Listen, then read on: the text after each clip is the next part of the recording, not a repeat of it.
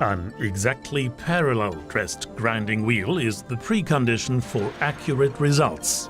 For dressing the grinding wheel, attach the diamond dresser to the prism collet and lock the pivoting mechanism in hole A. The clearance angle is 2 and the main scale can be left at 118 degrees. Slowly move towards the grinding wheel until the diamond disc dresser slightly touches. Now move along the motor feet to dress the grinding wheel.